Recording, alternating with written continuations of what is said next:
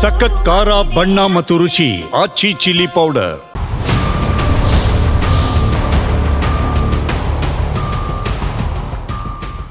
ಸದ್ಯ ಚಿನ್ನದ ದರ ದಿನೇ ದಿನೇ ಏರಿಕೆ ಆಗ್ತಾ ಇರುವಂತದ್ದು. ಮಹಿಳೆಯರಂತೂ ಚಿನ್ನ ಅಂದ್ರೆ ಬಹಳಷ್ಟು ಪ್ರಿಯೆಯಿಂದ ಖರೀದಿ ಮಾಡ್ತಾರೆ. ಸದ್ಯ ಚಿನ್ನದ ದರ ಏರಿಕೆಯಿಂದ ಬಹಳಷ್ಟು ಕಷ್ಟಕರ ಪರಿಸ್ಥಿತಿ ಕೂಡ ನಿರ್ಮಾಣವಾಗಿರುವಂತದ್ದು. ಹತ್ರ 10 ಗ್ರಾಮ್ಗೆ 1.5 ಲಕ್ಷ ಈಗ ದಾಟಿರುವಂತದ್ದು.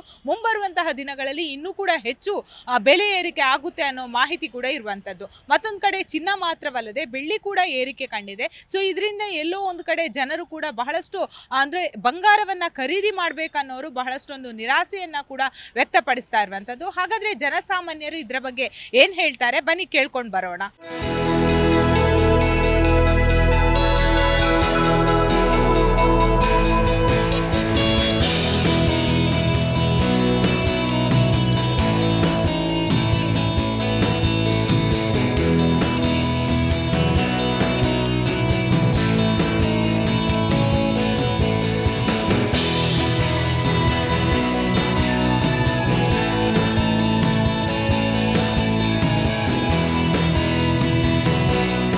ಪ್ರತಿಯೊಬ್ಬ ಹೆಣ್ಮಕ್ಳು ಕೂಡ ಬಂಗಾರವನ್ನ ಧರಿಸ್ತಾರೆ. ಅದರಲ್ಲೂ ಕೂಡ ಮದುವೆ ಸಂದರ್ಭದಲ್ಲಿ ತಂದೆ ತಾಯಿ ಹೆಣ್ಮಕ್ಳಿಗೆ ಅಂತಾನೆ ಬಂಗಾರವನ್ನ ಮಾಡಿರ್ತಾರೆ. ಸದ್ಯ ಬಂಗಾರದ ರೇಟ್ ಬಹುತೇಕವಾಗಿ ಹೆಚ್ಚಳಾಗಿರುವಂತದ್ದು. ನಮ್ಮ ಜೊತೆ ಮಹಿಳೆಯೊಬ್ರು ಇದ್ದಾರೆ. ಮ್ಯಾಮ್, ಈಗ ನಾವಾಗ್ಲಿ ನೀವಾಗ್ಲಿ ಪ್ರತಿಯೊಬ್ರು ಕೂಡ ಚಿನ್ನದ ಓಳೆ ಆಗಿರ್ಬೋದು, ಮೂಗುತಿ ಆಗಿರ್ಬೋದು, ಪ್ರತಿಯೊಂದು ಚಿನ್ನಾಭರಣ ತೊಡಿತೀವಿ. ಸದ್ಯ ಬಂಗಾರದ ರೇಟ್ ಬಹಳಷ್ಟು ಏರ್ತಾ ಇರುವಂತದ್ದು, ಏನ್ ಹೇಳ್ತೀರಾ? ಮೇಡಮ್, ಅದು ಬಂಗಾರ ತುಂಬ ಎಲ್ಲ ಮಹಿಳೆಯರಿಗೂ ಬೇಕಾಗಿರೋದ್ರಿಂದ ಹೆಚ್ಚಿನ ಬೆಲೆ ಅದ್ರ ಮೇಲೆ ಮಾಡ್ತಾ ಇರೋದ್ರಿಂದ ತುಂಬ ಪ್ರಾಬ್ಲಮ್ಸ್ಗಳು ಆಗ್ತಿದೆ. ಈಗ ಹೆಚ್ಚು ಮಹಿಳೆಯರಿಗೆ ಬಂಗಾರ ಬೇಕೇ ಬೇಕು. ಹಾಗಾಗಿ ಈಗ 10 ಗ್ರಾಮ್ಗೆ 1.5 ಲಕ್ಷ ಅಮೌಂಟನ್ನ ಕೊಟ್ಟು ತಗೊಳ್ಳುವಂಥದ್ದು ಶ್ರೀಮಂತರಿಗೆ ಅದೇನು ಸಹಜ ಹಣ ಆಗ್ಬೋದು, ಆದರೆ ಬಡವರಿಗೆ, ಮಧ್ಯಮ ವರ್ಗದವ್ರಿಗೆ ತುಂಬ ಲಾಸ್ ಆಗುತ್ತೆ. ಇದು ಆಗಬಾರ್ದಾಗಿತ್ತು ಮೇಡಮ್. ತುಂಬ ಇವತ್ತಿನ ದಿನದಲ್ಲಿ ಯಾರೇ ಬಡವರೇ ಆಗ್ಬೋದು, ಮಧ್ಯಮ ವರ್ಗದವರೇ ಆಗ್ಬೋದು, ತೊಗೊಳೋದಕ್ಕೆ ಆಗ್ತಾ ಇಲ್ಲ. ಆದರೆ ಈ ಬಂಗಾರದ ರೇಟು ಇಳಿಕೆ ಆಗಬೇಕು, ಅದು ನನ್ನ ಅನಿಸಿಕೆ. ಓಕೆ, ಈಗ ನೀವೇ ನೋಡ್ಬೋದು, ಪ್ರತಿ ಫಂಕ್ಷನ್ಗೂ ಕೂಡ ಒಂದು ಚಿಕ್ಕ ತುಂಡಾದ್ರೂ ಬಂಗಾರ ಹಾಕ್ಲೇಬೇಕು. ಮಗುವಿಗೆ ಆಗಿರ್ಬೋದು, ಪ್ರತಿ ಫಂಕ್ಷನ್. ಬೆಳ್ಳಿ ದರ ಕೂಡ ಏರಿಕೆ ಆಗಿದೆ. ಎಲ್ಲೋ ಒಂದ್ ಕಡೆ ಜಾಗತಿಕ ಮಟ್ಟ ಅಂತ ಹೇಳ್ತಾರೆ. ಇದಕ್ಕೆ ಯಾರು ಕಡಿವಾಣ ಹಾಕ್ಬೇಕು? ಏನು ನಿಮ್ಮ ಒಪಿನಿಯನ್ ಹೇಳ್ತೀರಾ? ಇದು ಜಾಗತಿಕ ಮಟ್ಟದಲ್ಲಿ ಅಂತ ಅಂದರೆ ಈಗ ನಮ್ಮ ಕೇಂದ್ರ ಸರ್ಕಾರದಿಂದನೂ ಕೂಡ ಇದ್ರ ಬಗ್ಗೆ ಎಲ್ಲ ಮೋದಿ ಕಡೆಯಿಂದನೂ ಈ ಥರ ತೊಂದರೆ ಆಗ್ತಿದೆ ಅಂತ ಮಾಹಿತಿ ಇದೆ. ನನಗೆ ಅದು ಕಾನ್ಫಿಡೆಂಟಾಗಿ ಗೊತ್ತಿಲ್ಲ. ಬಟ್ ಆದ್ರೂ ಇದನ್ನು ಸರ್ಕಾರದ ಮೂಲಕನೂ ಕೂಡ ಇದನ್ನು ಕೇಳಿ ಇದನ್ನು ನಿರ್ದಿಷ್ಟ ಮಟ್ಟಕ್ಕೆ ನಿಲ್ಲಿಸಬೇಕು. ಇದು ಅತಿಯಾಗಿ ಹೆಚ್ಚಾದರೆ ಬಂಗಾರಕ್ಕೆ ಇಷ್ಟೊಂದು ಆಕಾಶದ ಮೆಟ್ಟಿಲಿಗೆ ಏರಿಸಿದ್ರೆ ಬಂಗಾರನ ತೊಗೊಳೋದಕ್ಕೆ ಯಾರ ಕೈಲೂ ಸಾಧ್ಯ ಆಗಲ್ಲ ಮಹಿಳೆಯರಿಗೆ. ಆ ಥರ ಪ್ರಾಬ್ಲಮ್ಗಳನ್ನ ಕ್ರಿಯೇಟ್ ಆಗ್ತಿದೆ ಬಂಗಾರದಿಂದ. ಮತ್ತು ಬೆಳ್ಳಿ ಬಂಗಾರ ಎಸ್ಪೆಷಲಿ ಎಲ್ಲ ಮಹಿಳೆಯರಿಗೂ ಬೇಕು ಮತ್ತು ಪುರುಷರಿಗೂ ಬೇಕು, ಇಲ್ಲ ಅಂತ ಹೇಳಲ್ಲ. ಆದರೆ ಇದನ್ನು ಕಡಿಮೆ ಮಾಡಬೇಕು ರೇಟನ್ನು. ಇಷ್ಟು ದುಬಾರಿ ಆದರೆ ತೊಗೊಳೋದಕ್ಕೆ ಕಷ್ಟ ಆಗುತ್ತೆ ಮೇಡಮ್ ಪ್ರತಿಯೊಬ್ಬರಿಗೂ. ಮೇಡಮ್, ಚಿನ್ನಾಭರಣ ರೇಟ್ ಜಾಸ್ತಿ ಆಗಿರುವಂತದ್ದು, ಏನ್ ಹೇಳ್ತೀರಾ ಮಹಿಳೆಯಾಗಿ? ಗೋಲ್ಡ್ ರೇಟ್ ತುಂಬ ಜಾಸ್ತಿ ಆಗಿದೆ. ಅಂದರೆ ಬಡವರೆಲ್ಲ ಕೊಂಡ್ಕೊಳ್ಳೋದು ತುಂಬ ಕಷ್ಟ. ಶ್ರೀಮಂತರು ಹೇಗೆ ಬೇಕಾದರೂ ಕೊಂಡ್ಕೊಳ್ಬೋದು. ಅರ್ನ್ ಇರಬೇಕು ಮೇಡಮ್ ಕೊಂಡ್ಕೊಳ್ಬೇಕಾದ್ರೆ. ಅಂದರೆ ಜನಸಾಮಾನ್ಯರು ಇನ್ನೂ ಪಾಪ ಕೆಳಮಟ್ಟದಲ್ಲಿರೋರು ಯಾರೂ ಕೊಂಡ್ಕೊಳ್ಳೋದು ತುಂಬ ಕಷ್ಟ. ಅದು ಈ ವರ್ಷದಲ್ಲೇ ಜಾಸ್ತಿ ಆಗಿದ್ದು.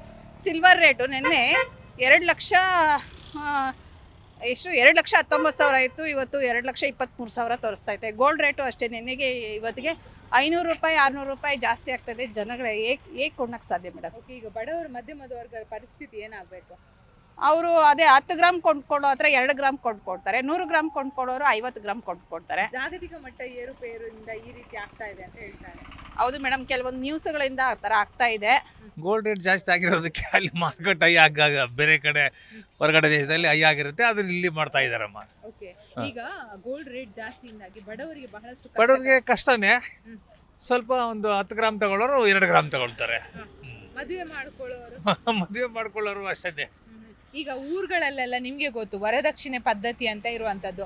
ಬಂಗಾರ ಕೊಟ್ಟು ಹೆಣ್ಣನ್ನ ಕೊಡುವಂತದ್ದು, ಅಥವಾ ಆ ಹುಡುಗರು ತಾಳಿಯನ್ನ ಹಾಕುವಂತದ್ದು. ಮುಂಬರುವಂತ ದಿನಗಳಲ್ಲಿ ಪರಿಸ್ಥಿತಿ ಯಾವ ಹಂತ ತಲುಪಬಹುದು? ಊರ್ ಕಡೆ ಏನಾಗಿದೆ ಅಂದ್ರೆ ಅಲ್ಲಿ 1 ಎಕರೆ ಜಮೀನು ಬಂದ್ಬಿಟ್ಟು 2 ಕೋಟಿ 3 ಕೋಟಿ ಹೋಗ್ತಾ ಇದೆ. ಅವ್ರಿಗೇನು ಕಷ್ಟ ಇಲ್ಲ. ಈಗ ಸಿಟಿಲಿರೋರ್ಗೇನೆ ಕಷ್ಟ ಅನ್ಸುತ್ತಪ್ಪ ನನಗೆ. ನೀವೆಲ್ಲ ಈಗ ನೀವು ಹಿರಿ ಜೀವ ಇದ್ದೀರಾ, ನೀವು ಕೂಡ ನಿಮ್ಮ ಹೆಂಡತಿಗೆ ಚಿನ್ನಾಭರಣ ಕೊಟ್ಟಿರ್ಬೋದು. ಆ ಕಾಲದಲ್ಲಿ ಚಿನ್ನಾಭರಣ ರೇಟ್ ಎಷ್ಟಿತ್ತು? ಆ ಕಾಲದಲ್ಲಿ ಅಷ್ಟು 60 ರೂಪಾಯಿ 70 ರೂಪಾಯಿ 80 ರೂಪಾಯಿ ಇತ್ತು. ಈಗ ಎಷ್ಟು? ಈಗ 13 14 ಸಾವಿರ ಆಗಿದೆ. ಲಕ್ಷ ದಾಟಿದೆ. ಲಕ್ಷ ದಾಟಿದೆ. ಏನ್ ಹೇಳ್ತೀರಾ? ಅದು ಜಾಸ್ತಿನೇ ಅನಿಸುತ್ತಾ ಇದೆ. ಅದ ರೇಟು ದಿನೇ ದಿನೇ ಗಗನಕ್ಕೆ ಏರ್ತಾ ಇರುವಂತದ್ದು ಏನ್ ಹೇಳ್ತೀರಾ? ಅಂದರೆ ಈಗ ನಮ್ಮ ಸಂಸ್ಕೃತಿಯಲ್ಲಿ ಏನಪ್ಪ ಅಂದ್ರೆ ನಾವು ಬಂಗಾರಕ್ಕೆ ಮಹತ್ವ ಕೊಟ್ಟಿದ್ದೀವಿ. ನಮ್ಮ ಇಂಡಿಯಾದಲ್ಲೇ ನಾವು ಜಾಸ್ತಿ ಅದನ್ನು ಗೋಲ್ಡನ್ನು ಯೂಸ್ ಮಾಡ್ತೀವಿ ಅನಿಸುತ್ತೆ.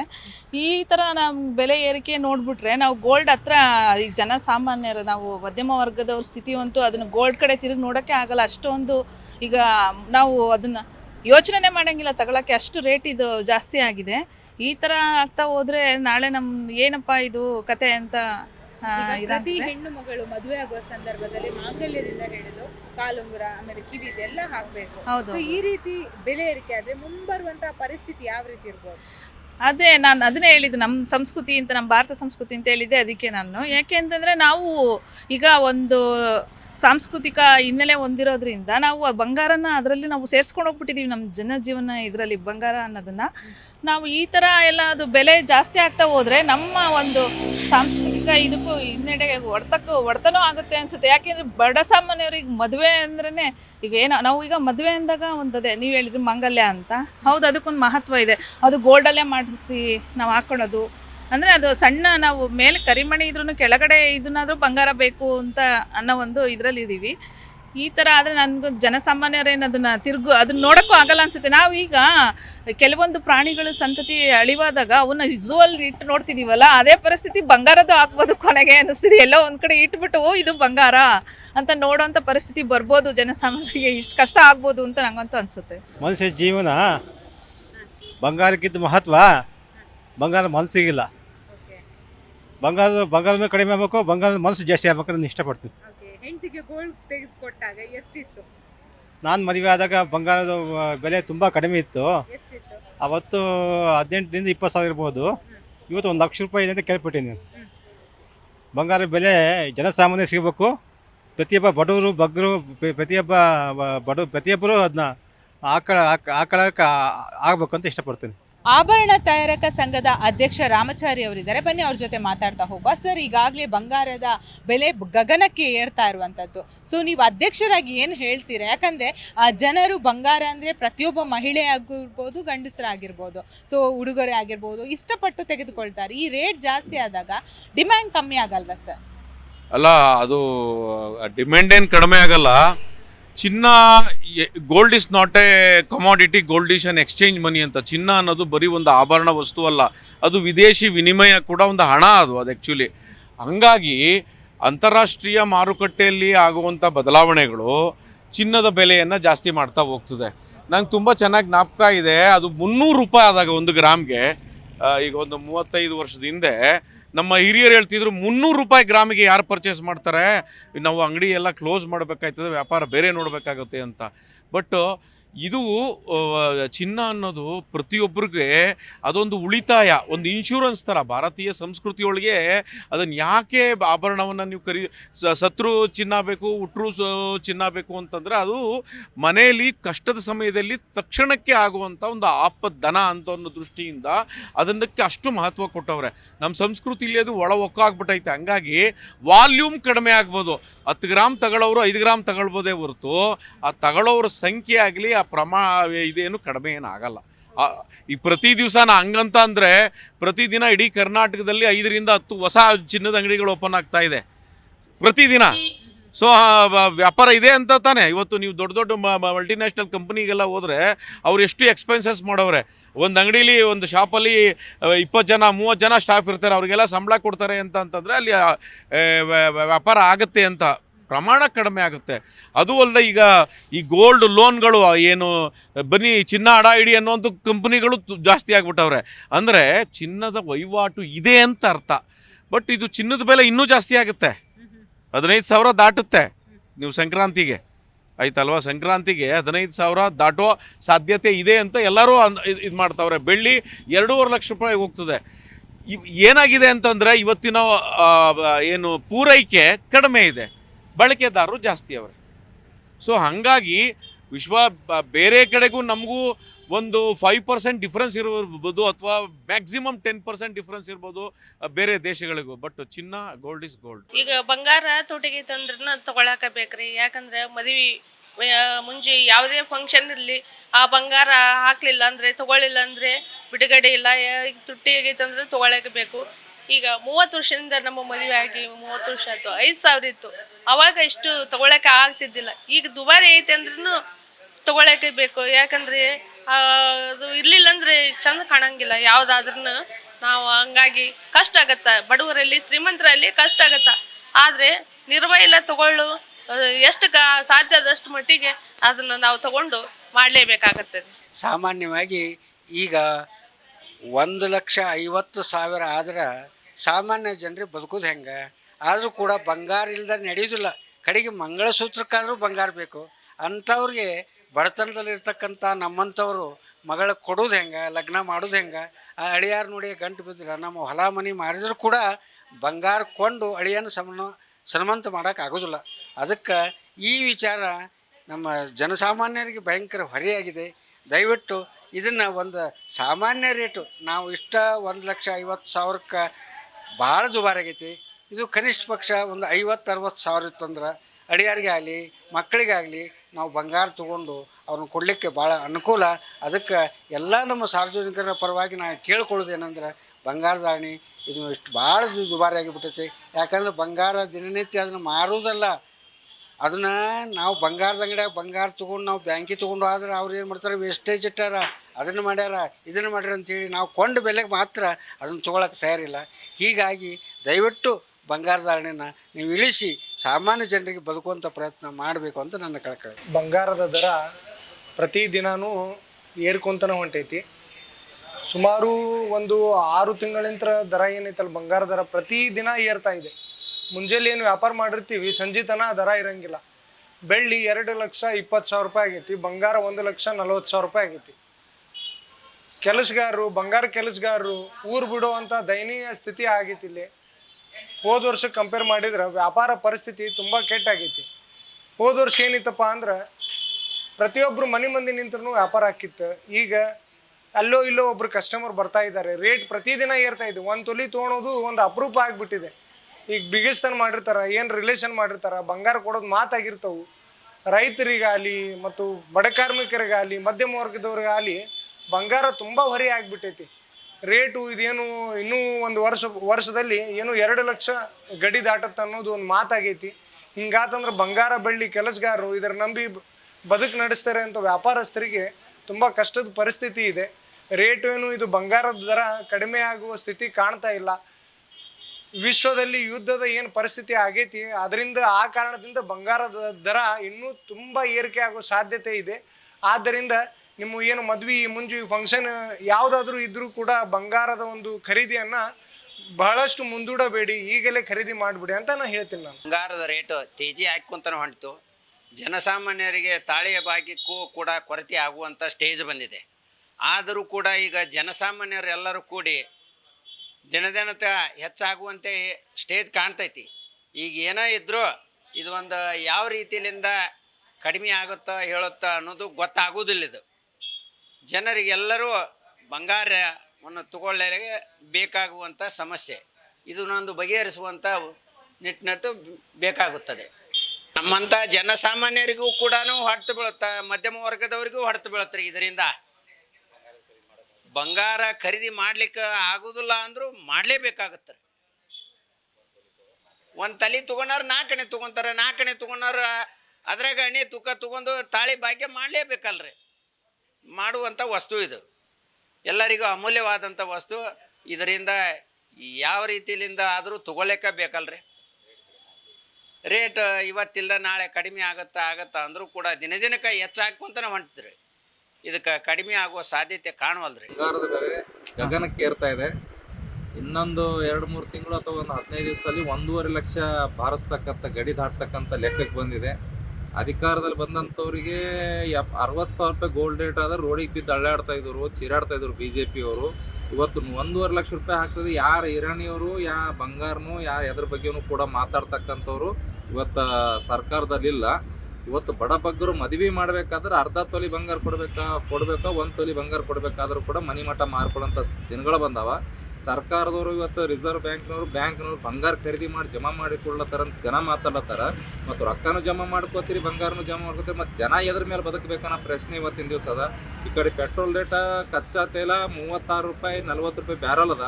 ನೀವು 103 ರೂಪಾಯಿ ಮಾರ್ಲತ್ತೀರಿ, ಅಂದೂ ಕೂಡ ರೇಟ್ ಕಮ್ಮಿ ಮಾಡ್ತಾ ಇಲ್ಲ. ಎಲ್ಲ ರೇಟ್ ಹೆಚ್ಚಿಗೆ ಮಾಡ್ತೀರಿ ಅಂದ್ರೆ ಅಚ್ಚೇ ದಿನ ಯಾವಾಗ ಕೊಡ್ತಾ ಇದೀರಿ ಅನ್ನೋ ಪ್ರಶ್ನೆ ಇವತ್ತಿನ 11 ವರ್ಷದಿಂದ ಕೇಳ್ತಾ ಇದ್ದಾರೆ ಜನ. ದಯವಿಟ್ಟು ಗೋಲ್ಡ್ ರೇಟ್ ಬಗ್ಗೆ ಸರ್ಕಾರ ಗಮನ ಹಚ್ಚಬೇಕು. ಮೋದಿಯವರು ಇದ್ರ ಬಗ್ಗೆ ಗಮನ ಹರಿಸಿ ಅವರು ತಮ್ಮ ಸರ್ಕಾರ ಅಚ್ಚೇ ದಿನ ಕೊಡ್ತೀರಂದ್ರೆ ಹೆಣ್ಮಕ್ಳಿಗಾಗಿ, ಬಡ ಮಕ್ಕಳಿಗೆ ಮದುವೆಗಾಗಿ ಒಂದು 50,000 ರೂಪಾಯಿ ಬರೋಂಥ ರೀತಿಯಲ್ಲಿ ಕ್ರಮ ವಹಿಸ್ಕೋರಿ. ಅಚ್ಚೇ ದಿನ ಏನಾದರೂ ಇದ್ರೆ ದಯವಿಟ್ಟು ಕೊಡಿ ಅಂತೇಳಿ ನಾವು ಒತ್ತಾಯ ಮಾಡ್ತೀವಿ ಸರ್. ಈ ತರ 1.5 ಲಕ್ಷ ಎಲ್ಲ ದಾಟಿದ್ರೆ ಒಬ್ಬ ಕೂಲಿ ಕಾರ್ಮಿಕನಿಗೆ ಯಾವ ಪರಿಸ್ಥಿತಿ ನಿರ್ಮಾಣ ಆಗ್ಬೋದು? ಅಲ್ಲ, ಒಂದು ವಿಷಯ ಅಂದರೆ ಮದುವೆಯಲ್ಲಿ ಮಾಂಗಲ್ಯ ಅನ್ನೋದು ತುಂಬ ಇಂಪಾರ್ಟೆಂಟ್ ಆಗಿರೋದು. ಮಾಂಗಲ್ಯ, ಆಮೇಲೆ ಕಾಲುಂಗುರ, ಕೆಲವು ಸಣ್ಣ ಪುಟ್ಟ ಆಭರಣಗಳು ಏನೈತೆ ಒಂದು 10ರಿಂದ 15 ಗ್ರಾಮ್ ಕನಿಷ್ಠ ಅದನ್ನು ಕೊಂಡ್ಕೋಬೇಕಾಗ್ತದೆ. ಸೊ ನಾವು ಇವತ್ತು ಏನು ಸರ್ಕಾರಕ್ಕೆ ಒತ್ತಾಯ ಮಾಡೋದೇನು ಅಂತಂದರೆ, ನೀವು ಬೇರೆ ಬೇರೆ ಏನೇನೋ ಕೆಲಸಕ್ಕೆ ಬರದೇ ಇರುವಂಥ ಗ್ಯಾರಂಟಿ ಸ್ಕೀಮ್ ಮಾಡಿದೆ ಈ ಥರ ಜನಸಾಮಾನ್ಯರಿಗೆ ಚಿನ್ನಕ್ಕೆ ಸಪೋರ್ಟಿಂಗ್ ಮನಿ ಅಂತ ಕೊಟ್ಟು ರೈತರಿಗೆ, ಸೊ ಅವ್ರಿಗೆ ಕಡಿಮೆ ಬಡ್ಡಿ ದರದಲ್ಲಿ ಸಾಲ ಕೊಟ್ಟು ಮದುವೆಯಿಂದ ಸಂದರ್ಭ ಇದ್ದರೆ ಅದಕ್ಕೊಂದು ಸ್ಕೀಮ್ ಮಾಡಬೇಕು. ಸ್ಕೀಮ್ ಮಾಡಿ ಕೊಡುವಂಥ ವ್ಯವಸ್ಥೆ ಮಾಡಿದರೆ ಬಡವರಿಗೆ ಅನುಕೂಲ ಆಗುತ್ತೆ. ಬಟ್ ವ್ಯಾಪಾರಿಗಳಲ್ಲಿ ಏನಾಗಿದೆ ಅಂತಂದರೆ, ಇವತ್ತು ಆ ರೀತಿ ಮದುವೆ ತುಂಬ ಕಷ್ಟ ಇರೋರು ಗೊತ್ತಾದಾಗ ಯಾವುದು ವೇಸ್ಟೇಜು, ಲಾಭವೇ ಇಲ್ಲದೆ ಅಲ್ಲಿಗೆ ಸರಿ ಹೋದರೆ ಸಾಕು ಅನ್ನೋದನ್ನು ಕೆಲವ್ರು ಮಧ್ಯಮ ಮತ್ತು ಸ್ವಲ್ಪ ಕಡಿಮೆ ಬಂಡವಾಳ ಇರೋರು ಮಾಡ್ತಾರೆ. ಸ್ವಲ್ಪ ಜಾಸ್ತಿ ಬಂಡವಾಳ ಇರೋರು ತಾಲಿ ಅಂಥದನ್ನು ನನಗೆ ಮೊನ್ನೆ ನಮ್ಮ ಒಂದು ಮೀಟಿಂಗ್ನಲ್ಲಿ ಹೇಳಿದ್ರು, ಸರ್ ನಾನು ಯಾರೋ ಇಬ್ಬರು ಬಂದರು, ನನ್ನ ಹತ್ರ ಬೇರೆ ಎಲ್ಲದಕ್ಕೆ ತಗೊಂಡೆ, ಮಾಂಗಲ್ಯಕ್ಕೆ ನಾನು ಹಣ ತಗೊಳಕ್ಕೆ ನನಗೆ ಇಷ್ಟ ಆಗಲಿಲ್ಲ, ಅದನ್ನು ಅವ್ರಿಗೆ ಗಿಫ್ಟಾಗಿ ಕೊಟ್ಬಿಟ್ಟೆ, ನನಗೂ ಮಗಳವರೇ ಅವ್ರಿಗೆ ಮಾಡಲಿ ಅಂತ ಅಂದ್ಬಿಟ್ಟು. ಅಷ್ಟೊಂದು ಮಾನವೀಯ ಮೌಲ್ಯಗಳು ವ್ಯಾಪಾರಿಗಳಲ್ಲಿ, ಚಿನ್ನದ ವ್ಯಾಪಾರಿಗಳಲ್ಲಿ ಇದೆ. ಬಟ್ ಸರ್ಕಾರನೂ ಕೂಡ ಮುಂದೆ ಬರಬೇಕು. ನೀವು ಹೇಳಿದ್ರೆ ಸರ್ಕಾರ, ರಾಜ್ಯ ಸರ್ಕಾರ ಮಾತ್ರ ಬಂದ್ರೆ ಸಾಕ, ಸೆಂಟ್ರಲ್ ಗೌರ್ಮೆಂಟ್ ಪಾತ್ರ ಇದರಲ್ಲಿ ಇಲ್ವಾ? ಯಾಕಂದ್ರೆ ಜಾಗತಿಕ ಮಟ್ಟದಲ್ಲಿ ಬಹಳಷ್ಟು ಬದಲಾವಣೆ ಆಗ್ತಾ ಇರೋ ಕಾರಣಕ್ಕಾಗಿ ಬಂಗಾರದ ರೇಟ್ ಜಾಸ್ತಿ ಆಗ್ತಾ ಇರುವಂತದ್ದು. ಸೊ ಕೇಂದ್ರ ಆಗಿರ್ಬೋದು, ರಾಜ್ಯ ಎರಡೂ ಕೂಡ ಭಾಗಿದಾರರಲ್ವಾ ಸರ್? ಅಲ್ಲ, ಹೌದು, ಇಬ್ಬರು ಭಾಗಿದಾರ. ಇದರೆಲ್ಲ ಕೆಲವೊಂದು ಏನು ಗೊತ್ತೇ, ಹೊಣೆಗಾರಿಕೆ ಎರಡರ ಮೇಲೂ ಇರ್ತದೆ. ಇವತ್ತೇನು ಕೇಂದ್ರ ಸರ್ಕಾರ ಏನು ಚಿನ್ನದ ಬೆಲೆಯನ್ನು ನಿಯಂತ್ರಿಸೋಕ್ಕಾಗಲ್ಲ, ಅದು ಅಂತಾರಾಷ್ಟ್ರೀಯ ಮಾರುಕಟ್ಟೆ. ನಮ್ಮಲ್ಲಿ 99.9% ನಾವು ಆಮದು ಮಾಡ್ಕೋತೀವಿ. 0.1% ಒಂದೇ ಒಂದು ಜೀವಂತ ಗಣಿ ಇರೋದು ನಮ್ಮ ಹಟ್ಟಿ ಗೋಲ್ಡ್ ಮೈನ್ಸು, ಅದು ಕರ್ನಾಟಕದಲ್ಲಿ, ಬೇರೆ ಇಂಡಿಯಾದ ಬೇರೆ ಯಾವ ಭಾಗದಲ್ಲೂ ಇಲ್ಲ. ನಮಗೆ ಈ ಸಮಸ್ಯೆಯಿಂದ ಹೊರಬರೋಕ್ಕೆ ಕಾರಣ ಏನಾದ್ರು ಬರಬೇಕು ಅಂದರೆ ಬೇಕಾದಷ್ಟು ಅವಕಾಶ ಇದೆ. ಒಂದು KGF ಚಿನ್ನದ ಗಣಿ ಇದೆಯಲ್ಲ, ಇನ್ನೂ 500 ವರ್ಷಗಳ ಕಾಲ ಅಲ್ಲಿ ಚಿನ್ನದ ಗಣಿಗಾರಿಕೆ ಮಾಡ್ಬೋದು. ಕೆಲವು ದರಿದ್ರ ರಾಜಕೀಯ ಪರಿಸ್ಥಿತಿಯಿಂದ ಅದನ್ನು ಮುಚ್ಚಾಕಿದ್ದಾರೆ. ಅಲ್ಲಿ ಇವತ್ತು ವಿದೇಶಿ ಕಂಪನಿಗಳು, ವಿದೇಶಿ ತಜ್ಞರು, ನಮ್ಮ ಭಾರತೀಯ ತಜ್ಞರು, ಭಾರತೀಯ ವಿಜ್ಞಾನ ಸಂಸ್ಥೆಗಳು, ಲೋಹ ತಜ್ಞರೆಲ್ಲ ಹೇಳ್ತಾರೆ ಇನ್ನೂ 500 ವರ್ಷ ಮಾಡ್ಬೋದು ಅಂತ. ಅಷ್ಟು ಬಂಡವಾಳ, ಅದರಿಂದ ಏನಾಗುತ್ತೆ, ಉದ್ಯೋಗ ಆಗುತ್ತೆ, ಆಮೇಲೆ ಬೇಕಾದಷ್ಟು ಜನರಿಗೆ ಜೀವನೋಪಾಯ ಆಯ್ತದೆ ಗಣಿ ಓಪನ್ ಆದರೆ. ನೋಡಿ, ಅದನ್ನು ಮಾಡೋಕ್ಕೆ ಬಿಟ್ಟಿಲ್ಲ, ಅದನ್ನು ಮಾಡ್ತಾ ಇಲ್ಲ. ಗಣಿ ಸಚಿವರಾಗಿದ್ದವರೇ ಅಲ್ಲಿದ್ದರು, ಮುನಿಯಪ್ಪ ಎಲ್ಲನೂ ಕೇಂದ್ರ ಸಚಿವರು, ಆ ಕ್ಷೇತ್ರವನ್ನು ಪ್ರತಿನಿಧಿಸ್ತಾ ಇದ್ದವರು ಮಾಡಲೇ ಇಲ್ಲ. ಅವ್ರಿಗೆ ವೈಯಕ್ತಿಕ ಲಾಭಗಳಿಂದ ಅದೆಲ್ಲ ಹೋಗಿ ನಮ್ಮಲ್ಲಿ ಇವತ್ತು ಕರ್ನಾಟಕದಲ್ಲಿ ಒಂದು 30 ಕಡೆ ಚಿನ್ನ ಗಣಿಗಾರಿಕೆ ಮಾಡುವಂಥ ಪ್ರದೇಶಗಳನ್ನು ಗುರುತಿಸೈತೆ. ಗಣಿಗಾರಿಕೆ ಮಾಡಿ ನಮ್ಮಲ್ಲೇ ಉತ್ಪತ್ತಿ ಆಗುತ್ತೆ, ಅವಾಗ ಕಡಿಮೆ ದುಡ್ಡಿಗೆ ಜನರಿಗೆ ಕೊಡ್ಬೋದು, ನಾವು ವಿದೇಶಕ್ಕೆ ಮಾರ್ಬೋದು, ನಮ್ಮ ವಿದೇಶಿ ಮೌಲ್ಯ ಉಳಿತದೆ. ಮುಖ್ಯವಾಗಿ ಈ ಡಾಲರು ಏನು ಜಾಸ್ತಿ ಆಗ್ತದೆ, ರೂಪಾಯಿ ಕಳ್ಕೊತಾ ಇದೆ ತನ್ನ ಮೌಲ್ಯವನ್ನು, ಅದು ಜಾಸ್ತಿ ಆಗುತ್ತೆ. ನಮ್ಮ ಹತ್ರ ಚಿನ್ನ ಜಾಸ್ತಿ ಇದ್ದರೆ, ರಿಸರ್ವ್ ಜಾಸ್ತಿ ಇದ್ದರೆ ನಾವು ಚಿನ್ನದಲ್ಲಿ ವ್ಯಾಪಾರ ಮಾಡ್ಬೋದು. ಈಗ ಡಾಲರಲ್ಲಿ ಮಾಡ್ತಾಯಿದ್ದೀವಿ, ಡಾಲರ್ ಕೊಂಡ್ಕೊಳ್ಳೋಕೆ ಹೋದಾಗ ಅವರು ಅರ್ಧ ಗಂಟೆಗೂ ಬೆಲೆ ಚೇಂಜ್ ಮಾಡ್ತಾರೆ, ಹಾಗಾಗಿ ಬೆಲೆ ಜಾಸ್ತಿ ಆಗ್ತಾ ಇದೆ. ಚಿನ್ನದಲ್ಲೇ ಮಾಡ್ಬೋದಲ್ಲ, ನಮ್ಮ ಗಣಿಗಳಿದ್ದರೆ ನಮಗೆ ವಿದೇಶಿ ವಿನಿಮಯ ಉಳಿತದೆ, ನಮ್ಮ ಆರ್ಥಿಕತೆ ಅಭಿವೃದ್ಧಿ ಆಗ್ತದೆ. ನಮ್ಮಲ್ಲಿ ಒಂದು ವೈಜ್ಞಾನಿಕ ಸಮೀಕ್ಷೆ ಪ್ರಕಾರ ದಕ್ಷಿಣ ಭಾರತದಲ್ಲಿ ಮುಖ್ಯವಾಗಿ ಸುಮಾರು 100 ಪ್ರದೇಶಗಳಲ್ಲಿ ಚಿನ್ನದ ಗಣಿಗಾರಿಕೆ ಮಾಡ್ಬೋದು. ಸರ್ಕಾರನೇ ಮಾಡಬೇಕದು. ತಿರ್ಗಾ ನೀವು ವೈಯಕ್ತಿಕವಾಗಿ ಬೇರೆಯವ್ರಿಗೆ, ಖಾಸಗಿಯವ್ರಿಗೆ ಕೊಟ್ಟರೆ ಅಲ್ಲೂ ತಿರ್ಗಾ ಕಳ್ತನ ನಡೀತದೆ, ಸುಳ್ಳು ಲೆಕ್ಕ ಕೊಡ್ತಾರೆ. ಇವಾಗೇನು ಗಣಿಗಾರಿಕೆಯಲ್ಲಿ ಆಗ್ತದೆ, ಸೊ 100 ರೂಪಾಯಿ ಲಾಭ ಆಯಿತು ಅಂತಂದರೆ 5 ರೂಪಾಯಿ ಲಾಭ ತೋರಿಸಿ 5 ರೂಪಾಯಿ ಏನೋ ಟ್ಯಾಕ್ಸ್ ಕಟ್ಟಿ ಇನ್ನು 95 ರೂಪಾಯಿ ತೆಗೆದುಬಿಡ್ತಾರೆ. ಸೊ ಇದು ಕೇಂದ್ರ ಸರ್ಕಾರ ಮತ್ತು ರಾಜ್ಯ ಸರ್ಕಾರ ಎರಡೂ ಜೊತೆಗೆ ಸೇರಿಸಿ ನಾವು ಕೇಂದ್ರ ಸರ್ಕಾರಕ್ಕೂ ಕೂಡ ಒತ್ತಾಯ ಮಾಡ್ತಾ ಇದ್ದೀವಿ, ಒಂದು ಈ ಜ್ಯುವೆಲರಿ ಒಂದು ಪ್ರಾಧಿಕಾರವನ್ನು ರಚನೆ ಮಾಡಿ ನೀವು ಅಂತ. ಗೋಲ್ಡ್ ಅಥಾರಿಟಿನ ಮಾಡಿ. ಅವಾಗ ಏನಾಗುತ್ತೆ, ಬೆಲೆ ನಿಯಂತ್ರಣ ಆಗೋಕ್ಕೆ ಮತ್ತು ಏಕರೂಪ ಬೆಲೆ ಇಡೀ ಭಾರತದಲ್ಲಿ ಒಂದೇ ರೂಪದ ಬೆಲೆ ಇಲ್ಲ. ಆ್ಯಕ್ಚುಲಿ ಒಂದೊಂದು ಊರಿನಲ್ಲಿ ಕರ್ನಾಟಕದಲ್ಲಿ ಪರವಾಗಿಲ್ಲ, ನಾವು ಮ್ಯಾನೇಜ್ ಮಾಡಿದ್ದೀವಿ. ಬೇರೆ ಕಡೆ ಎಲ್ಲನೂ ಒಂದೊಂದು ನಗರಗಳಲ್ಲಿ ಅದು 10 ರೂಪಾಯಿ 20 ರೂಪಾಯಿ ವೇರಿಯೇಷನ್ ಇದ್ದರೂ ಕೂಡ ಬಡವರಿಗೆ ಅದೇ ದೊಡ್ಡ ಮಟ್ಟಕ್ಕೆ ಆಯ್ತದೆ, ಗ್ರಾಹಕರಿಗೆ ಅದೇ ಹೊಣೆಗಾರಿಕೆ ಆಗ್ತದೆ. ಹಾಗಾಗಿ ಸೊ ರಾಜ್ಯ ಸರ್ಕಾರ ಮತ್ತು ಕೇಂದ್ರ ಸರ್ಕಾರ ಎರಡೂ ತನ್ನ ಹೊಣೆಗಾರಿಕೆಯಿಂದ ತಪ್ಪಿಸ್ಕೊಳ್ಳದೆ ಒಂದು ಚಿನ್ನದ ಪ್ರಾಧಿಕಾರವನ್ನು ರಚನೆ ಮಾಡೋ ಮೂಲಕ ಬಡವರಿಗೆ ಮತ್ತು ಮಧ್ಯಮ ವರ್ಗದವ್ರಿಗೆ, ಜನರಿಗೆ ಸಹಾಯ ಮಾಡೋದಲ್ಲದೆ ದೇಶದ ಆರ್ಥಿಕ ಸ್ಥಿತಿಗೂ ಸಹಾಯ ಆಗುತ್ತೆ.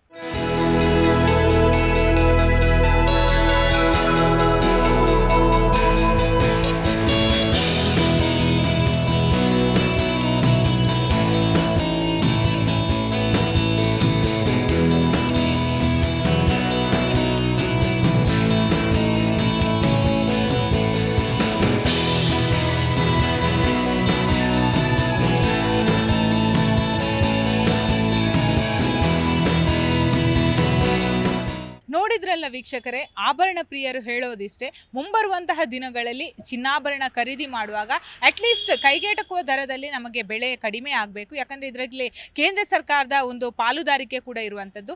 ಜಾಗತಿಕ ಮಟ್ಟದಲ್ಲಿ ಯಾವುದೇ ರೀತಿಯಾದಂತಹ ಬದಲಾವಣೆಗಳು ಆಗಬಹುದು, ಆದರೆ ಬಡವರು ಚಿನ್ನಾಭರಣವನ್ನು ಖರೀದಿ ಮಾಡಬೇಕಂತಹ ಬಹಳಷ್ಟೊಂದು ಆಸೆಯನ್ನು ಇಟ್ಕೊಂಡಿರ್ತಾರೆ. ಪ್ರತಿಯೊಂದು ಫಂಕ್ಷನ್, ಪ್ರಮುಖವಾಗಿ ಮದುವೆ ಆಗಿರ್ಬೋದು, ಅದು ಯಾವುದೇ ಮಕ್ಕಳ ಫಂಕ್ಷನ್ ಆಗಿರ್ಬೋದು, ಚಿನ್ನವನ್ನು ಹಾಕೋದು ಎಲ್ಲರ ಒಂದು ಪದ್ಧತಿಯಾಗಿದೆ. ಸೊ ಮುಂಬರುವಂತಹ ದಿನಗಳಲ್ಲಿ ಅಟ್ಲೀಸ್ಟ್ ಬಡವರಿಗೆ ಆಗಿರ್ಬೋದು, ಮಧ್ಯಮ ವರ್ಗದವರಿಗೆ ಕೈಗೆಟಕುವ ದರದಲ್ಲಿ ಚಿನ್ನಾಭರಣ ಸಿಗಬೇಕು ಅನ್ನೋದು ಎಲ್ಲರ ಮನದಾಳದ ಮಾತಾಗಿದೆ. ಬೆಂಗಳೂರಿನಿಂದ ಕ್ಯಾಮರಾ ಪರ್ಸನ್ ವಿರೋಧ್ ಜೊತೆ ಭವ್ಯ ಸುನಿಲ್, ಜಿ ಕನ್ನಡ ನ್ಯೂಸ್.